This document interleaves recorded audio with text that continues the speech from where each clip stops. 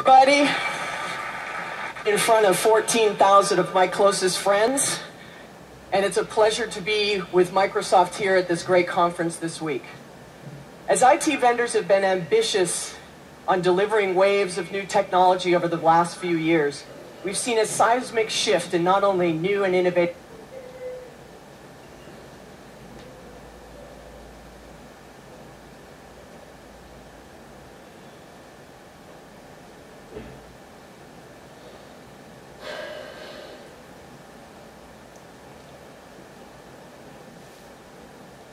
products and services and what they expect from it.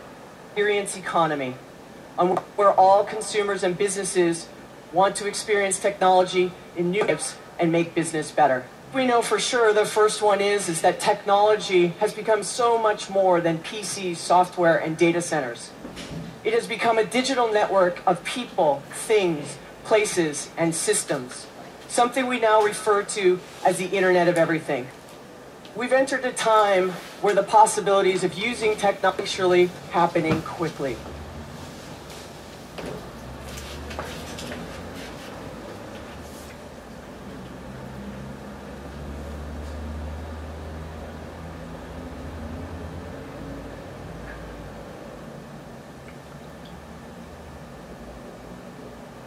Our personal and professional life, where technology can take us, as well the speed in which it is happening.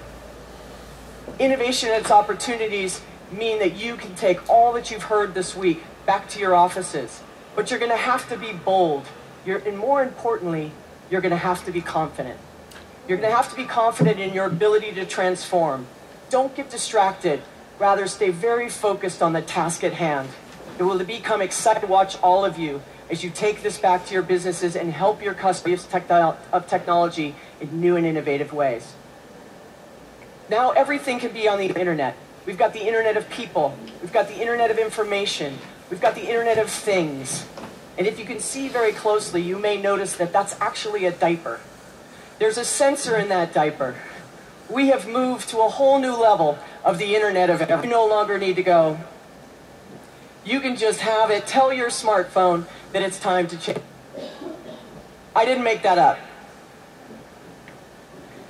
And then you've got the Internet of Places. All around us, sensors are realizing when we're entering and consuming and engaging with people and places in new ways. What this means to you is that you've got to focus on turning, instead of just towards technology, you and your business, but more importantly, what it does for your customer's business. We have to make sure and becomes our North Star on what we do.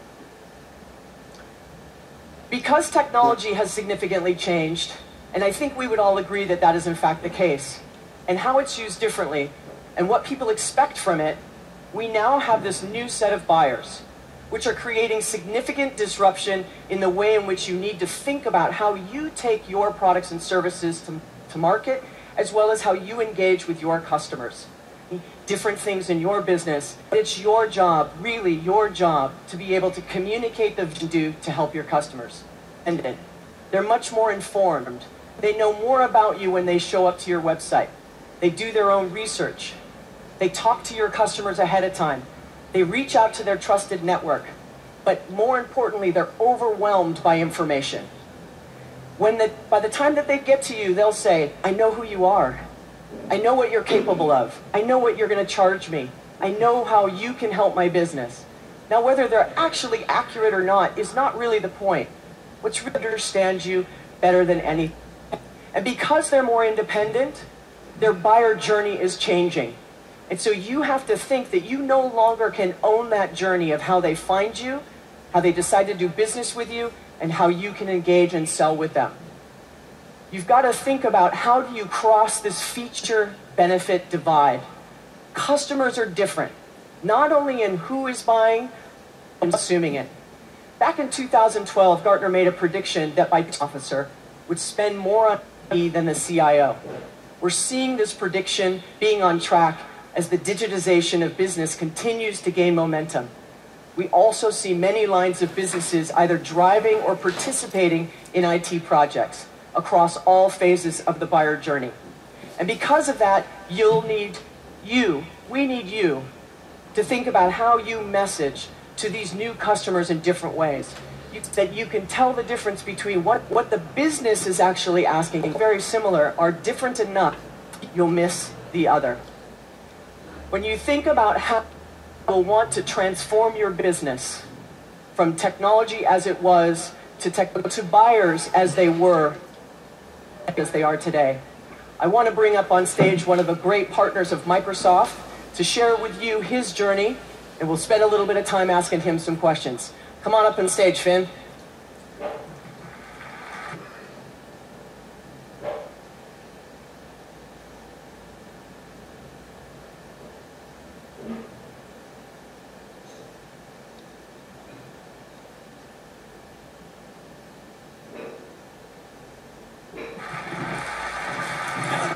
Thanks, nice to see you. Great to, yeah. Yes? Yeah, it's intimate. You know. So it's focused on service contracts versus consulting. Yeah. And I know that that is very important to you. And you're very consistent with what we would consider the telco model. That's unique for a partner, for you and your business. Well, there's no doubt now Microsoft has transformed into a services company.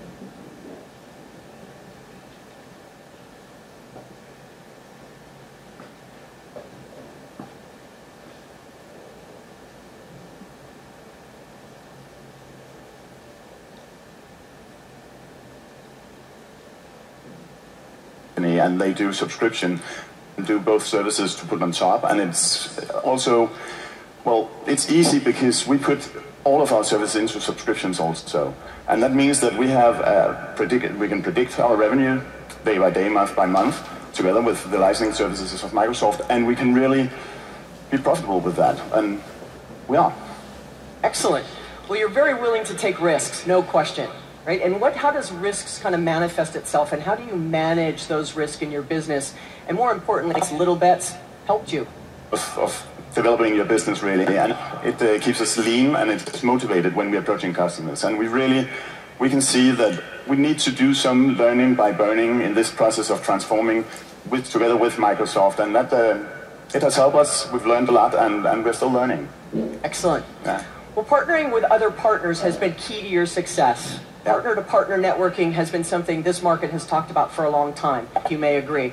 So, you know, with all, which is a great opportunity, what have you...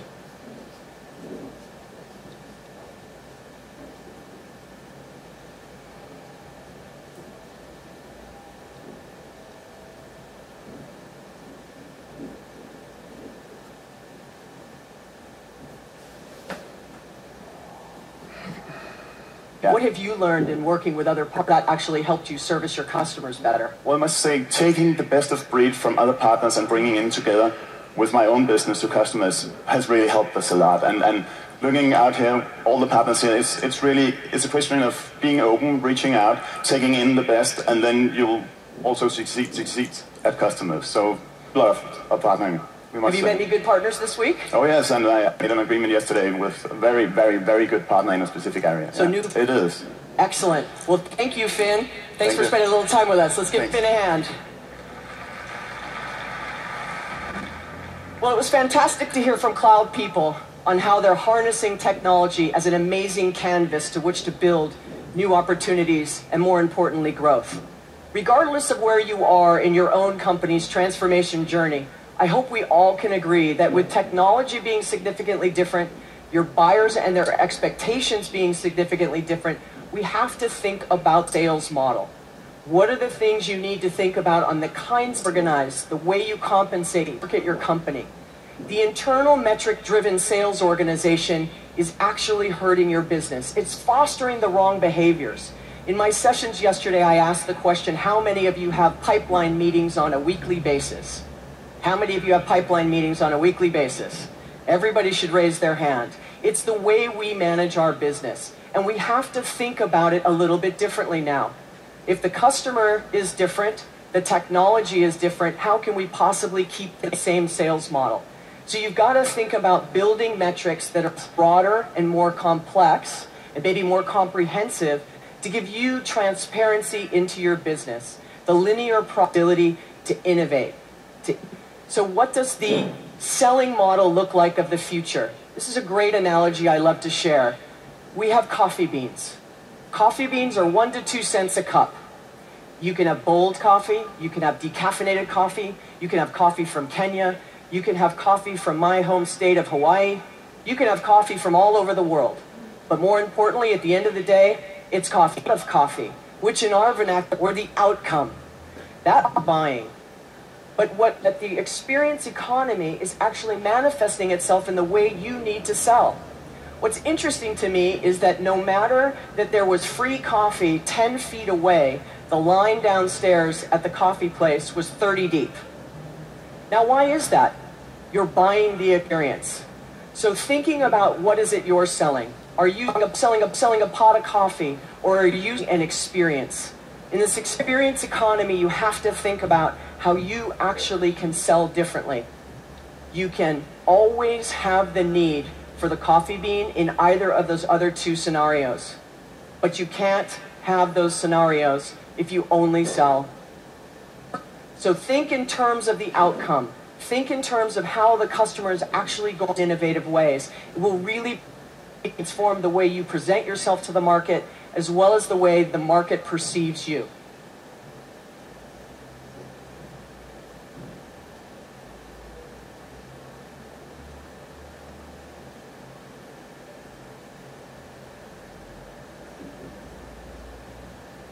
You have to read your journey, but your buyer's journey. You can't get there doing what you all your business model. We will be more competitive. You will be more competitive. Microsoft will be more competitive if you can really rally and harness all the things that have been shown to you this week. What worked in the past may not work in the future. You have to be deliberate about your business model. Possibly use that scenario of, am I really going to orient around the coffee beans or the commodity? Am I going to focus on the solution, or am I going to look to the experience? How can you improve the funnel at the top, get more leads down to the bottom, get your sellers being more actionable and prescriptive, will drive profitability into your business and satisfy your customers going forward. Great partner here that we're going to spend with you on her journey. So I'm going to bring up Emily Lynch.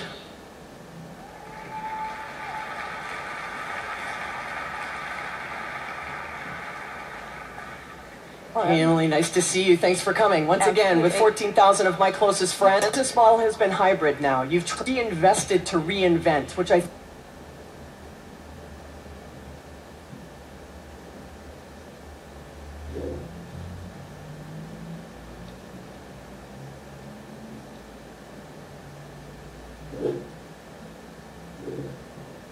think is a great way to position what you've been.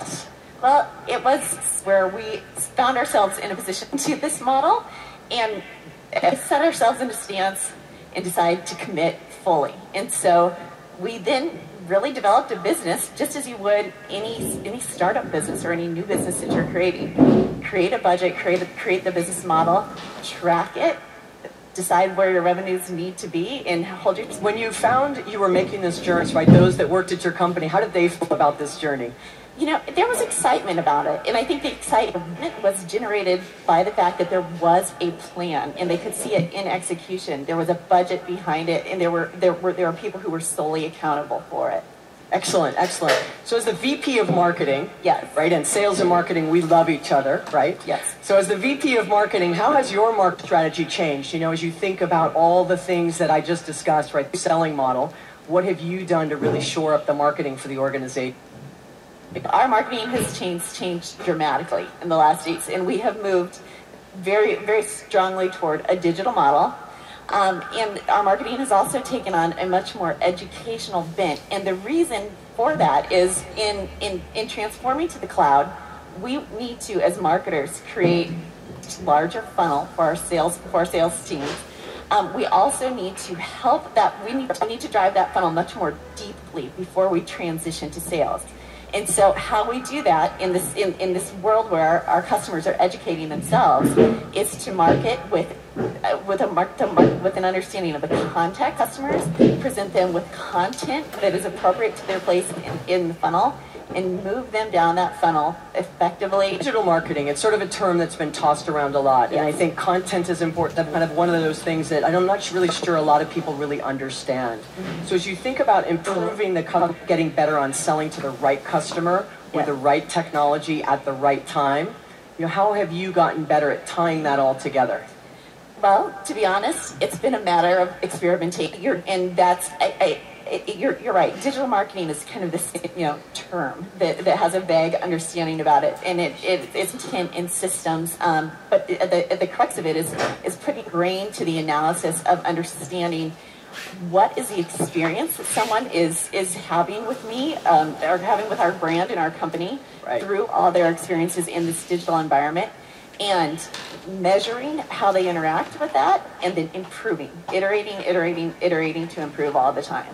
And it's customer satisfaction, or have you learned things? I guess good response to the work you do. At the end of the day, it almost, as we continue to improve, but we're getting our custo educated by the time they really enter the fold and they become clients, that the next selling mechanism of bringing on more consumption, more services, more projects is becoming easier because they have such a good base of education. Excellent. I'm going to ask you to stand up here for a second. Thank you very much. Let's give her a hand. Great information.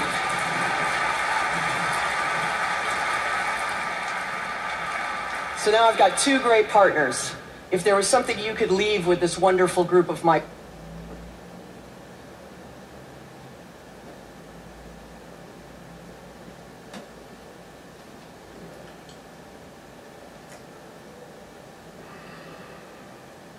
friends, what would you tell them today? Look out for at the end of this week.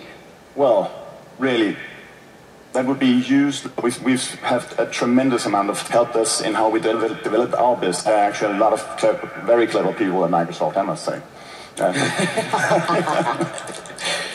Excellent. What would you say? As the marketer, what would be your point of recommendation? Because I know a lot of these guys still really struggle with even having a full-time marketer in the business, right? And they're just trying to justify that spend. So what would be your marketing recommendation for them? As a marketer in the room, I would say on your investigation, you need, and the next day you need to go and improve on it. That would be my recommendation. Excellent. Well, this has been really great. It's been a pleasure being up here with you guys. Let's give them a hand. Thank you, Tiffany. Thank you.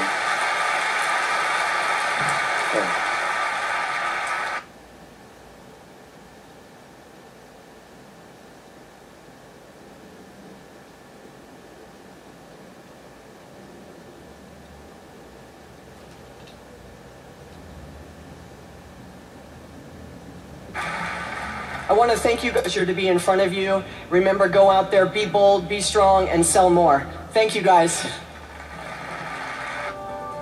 Mandarin Oriental manages some of the world's most legendary hotels and resorts. We provide 21st century luxury with Oriental charm. As a global luxury brand, we provide an extraordinary combination of quality, tradition, and innovation. Technology plays a key role in how we innovate and deliver a personalized luxury experience for our guests.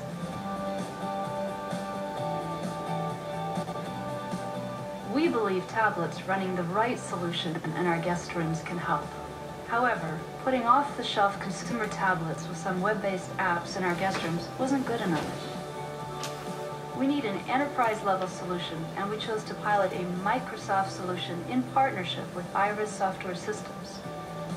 Guests can use the Surface Pro tablet to order a number of hotel services, from housekeeping. We're committed to making it. We're excited to bring this first-to-market industry solution with Microsoft. We see this as just the beginning, and we envision adding many more services across